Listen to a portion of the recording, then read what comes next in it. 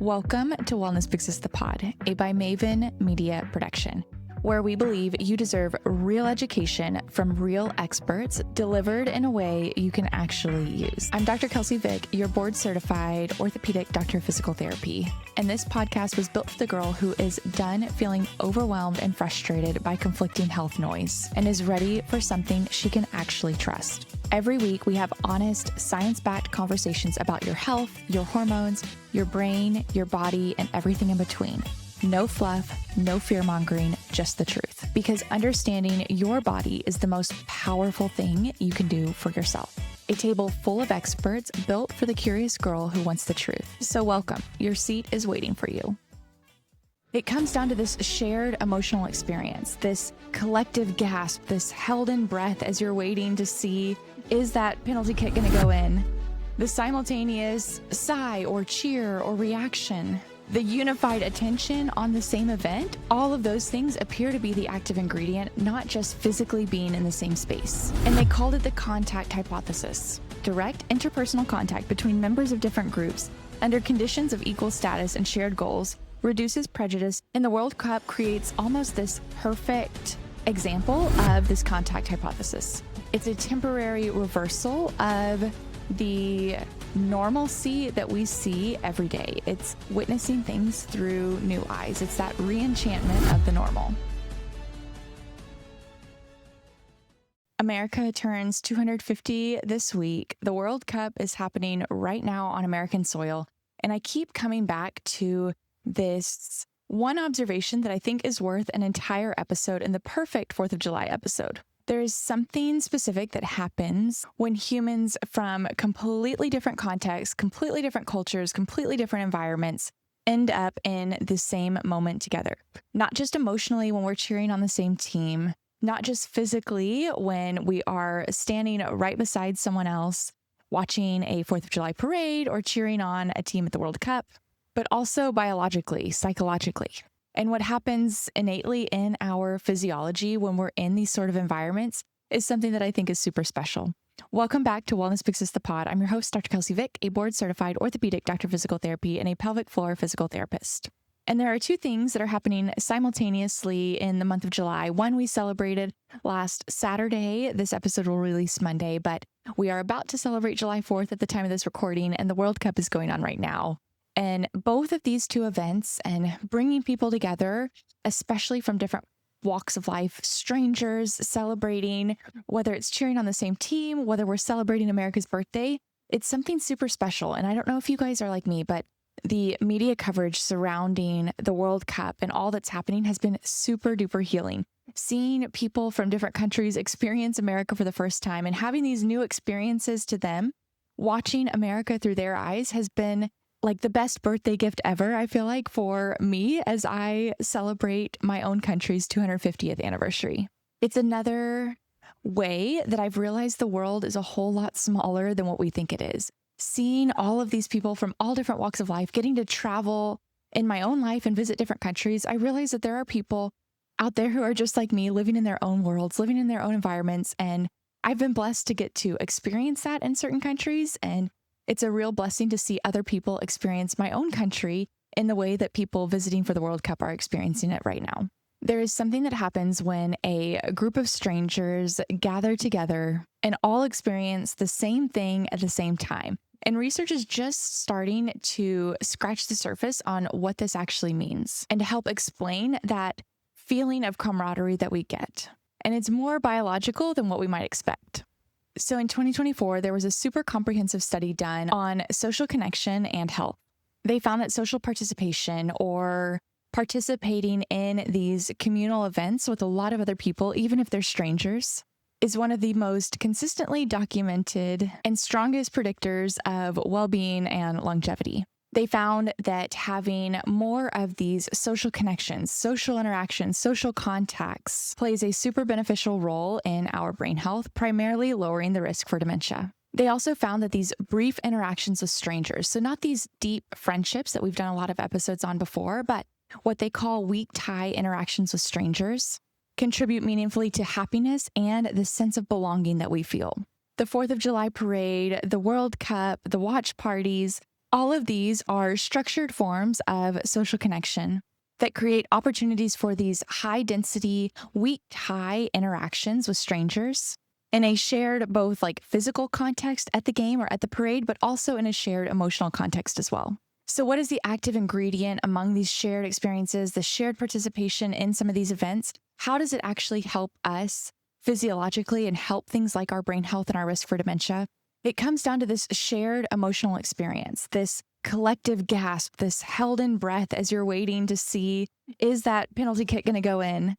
The simultaneous sigh or cheer or reaction, the unified attention on the same event, which in our day and age is very challenging to have a group of people focus on something and be attentive to something for that long. All of those things appear to be the active ingredient, not just physically being in the same space. A little disclaimer here, though, it's hard to study this sort of thing. I know we all feel it, but is it because we're actually partaking in this shared experience, this both physical and emotional experience with others, that we're getting some of these health benefits? Or is it because we are naturally social people going to these events? A lot of the people going to these events might be naturally social people, and naturally social people have improved health outcomes. It's hard to distinguish, but there's something definitely there. And especially with 4th of July, with the World Cup, I like to believe that there is this true benefit from being with others and being emotionally connected and participating in the same social event with other people. So there has been some research on social connection for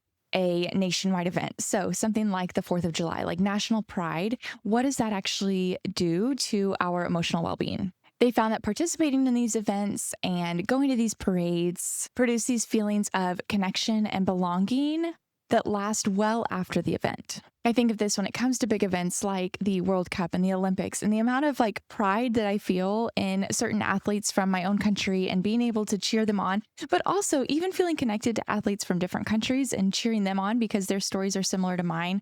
All of these things play into that sense of cohesion and connection and emotional well-being that the research is trying to explain and actually get more objective data on.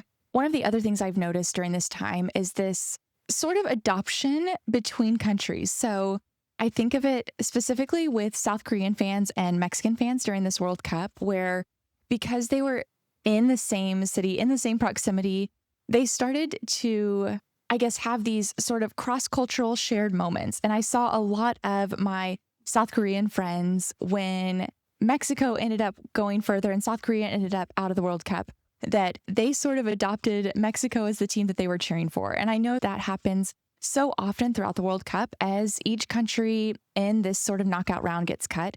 A lot of other people and a lot of other nations will adopt another team to cheer for.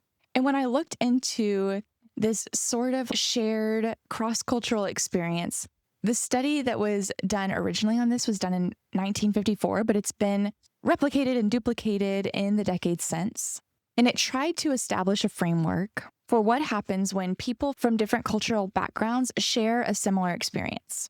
And they called it the contact hypothesis. So the consistent finding was that direct interpersonal contact between members of different groups under conditions of equal status and shared goals reduces prejudice, with the effect being stronger when the contact involves genuine cooperation or shared emotional experience rather than mere proximity. And the World Cup creates almost this perfect example of this contact hypothesis. Fans from different countries sharing equal status as spectators, unified by the game that they're watching, and frequently experiencing the exact same highs and lows. So the South Korea and Mexico fan moment is what researchers call a superordinate identity moment, where a shared higher level identity, so fans of super exciting football or soccer and people experiencing the same match, temporarily overrides lower level distinctions between these groups. So things like nationality, language. However, the research does say that this is highest, the strength of this is highest during the experience. It doesn't necessarily last long-term after. It might be why we feel so connected during other countries during the Olympics. And then after a little bit of time, we revert back to what we know and our own backgrounds that we come from. I think this is really cool as Americans and Canadians and Mexicans, because we are seeing so many other countries and so many other people from so many different walks of life experience what we know as normal. And I've heard parents explain it that when they have kids, it's like seeing the world through their kids' eyes. And although I don't have kids, I feel a similar way where I'm starting to have this new perspective on my day-to-day life through the eyes of people who don't experience and don't live in my day-to-day life. They're experiencing my culture, my background, the country where I live in the way that I wish I could experience it every day, where everything feels so new and so exciting, even something like a yellow school bus or Buc-ee's. It has been so fun to visualize and see the beauty that is our country through people from different countries and different backgrounds, especially as we celebrate July 4th, which I don't think it could have come at a better time. I think it's just the perfect sort of 250th birthday gift for our country to be able to witness our own country through the eyes of other people. And they found that this sort of like structured new perspective, like putting yourself in the shoes of other people experiencing something for the first time that is your normal, has real psychological benefit. I'm sure a lot of people who study meditation and different forms of meditation, I know one form, you take a step out of your own life and view you as a character. I think of that in the same way with this experience. And there's a term for this experience called reenchantment through witness. It's a temporary reversal of the normalcy that we see every day. It's witnessing things through new eyes. It's that reenchantment of the normal. What happens is we stop really seeing things that we encounter regularly. It starts to become this normal for us that our brain just passes through. This repeated exposure to the same experience or the same environment reduces our brain's novelty response or newness response, which reduces our engagement with that new experience or that thing that we see every day on our morning commute, which further reduces the actual depth we feel during that experience. I don't know if you get this way, but sometimes when I'm driving to work, I zone out and I'm like, I don't even remember passing that grocery store that I typically pass or on your morning walk. I just zone it out, where if I'm road tripping to a new environment, we just got back from Yellowstone and I was in the car and all of these things are so new to me. And I felt like I was witnessing this beauty for the first time, even though my own environment at home has beauty in and of itself, but my brain has just gotten so used to the same experience, the same commute every single time, that it doesn't necessarily have the same response because it is something that I am experiencing as a daily normal pattern. Now, this research on specifically reenchantment through witness is pretty limited and mostly theoretical, but it ties into another concept that they are trying to explain a little bit better called psychological richness. And they've grouped this a little bit with travel, where experiencing new things, experiencing new people, getting this sense of belonging, having exposure to these more diverse perspectives contribute to our overall health and wellness, different from life satisfaction and happiness. So they're trying to describe this overall psychological richness that is a separate component than just happiness or life satisfaction. And they state that travel is one of the highest forms of giving yourself this exposure to potential increases in the psychological richness of your life, but also having people come and re-show you how amazing and wonderful your day-to-day life is also a way to develop a deeper sense of that psychological richness. Now, the World Cup is not just any sporting event. It is the largest team sport collective experience on the planet. And the research between team sport and individual sport on our mental health is something that I feel ties into this episode. We've talked about the collective shared experience of fans, but how does being on a team and being part of a team, especially in sport related to the World Cup, affect our own mental health? So from a study done in 2019, team sport athletes were significantly less likely to report anxiety or depression than individual sport athletes, 7% versus 13%. However, they do admit that both of those numbers are lower than the general population average. So athletes in general report lower mental health challenges than non-athletes, but team sport specifically has a lower likelihood of reporting anxiety or depression than individual sport athletes. They propose that team sport provides an environment of shared failure and shared success, where if you fail, it's not just on you, it's on your team, where individuals If they fail, it's on them. And the research links this sort of like internal weight of failure and internal attribution, what they call internal attribution, after failure to depressive symptoms. Another study in 2023 found that adults participating in team sport had more favorable mental health and social outcomes than those in individual sport. And those participating more frequently reported the greatest benefits. So a lot of the studies done have been done in youth and adolescents, but they're also finding that team sports in adulthood has similar mental health benefits and social benefits. They've also found that watching team sport does seem to recruit some of the same social bonding mechanisms present in team sport participation. So here are a few caveats to this research because it's definitely a lot harder to study because you naturally have this sort of bias when you're studying people who participate in sports or like to go to sports and watch as a spectator. So number one, there is a selection bias problem. As I said, people who self-select and actually go to sports might have a better social life. So if they're studying this brain health and overall well-being of spectators of sports, how much of that is related to actually spectating the sport versus just the likely hypothesized increased social health of these individuals? Same with people who travel. Is the travel actually deepening the psychological richness, or because of the privilege that people naturally have when they travel? Like travel is in and of itself a very selective and exclusive group of people. Is that actually contributing to psychological richness, or is it actually the travel? And most research that actually studies those things can't separate the two. The research on all of these studies also consistently says that all of these are a temporary result of an event or an experience. They're not sure if that lasts long term. From a subjective experience, like anytime I travel, I feel like it opens my mind to other cultures and other things that does carry back with me into my normal everyday life, but it's very hard to study that. So I understand that a lot of these findings are in the event, in the moment, during travel, during that sporting event versus being able to study, did that World Cup experience actually affect someone and someone's health long after the event actually ended? I think one of my favorite parts of travel is that it does make the world feel a little bit smaller, where even going halfway across the world, I realized these people are also going to work and taking care of their families and eating breakfast, lunch, and dinner. It's just funny that I like to be able to experience someone else's world, even if they're doing the same things as me. It makes it feel smaller. And I understand that experience and that way of thinking is also a privilege.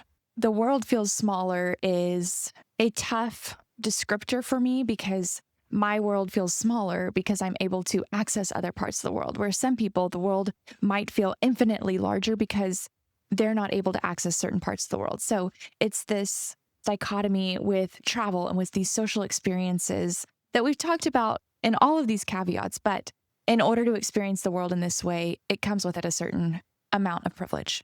The research also notes that the same experiences that promote connection can also promote rivalry. There are these super extraordinary moments of fan connection and shared experiences and shared wins. But on the flip side, there is also documented violence after some of these things, some that have already made headlines during this 2026 World Cup. So the bottom line is that these shared experiences, things like the World Cup, things like 4th of July celebrations, produce real biological and psychological effects. But those effects are based on the environment that you're in, possibly a little more temporary than we'd like to believe, and not equally accessible to everyone.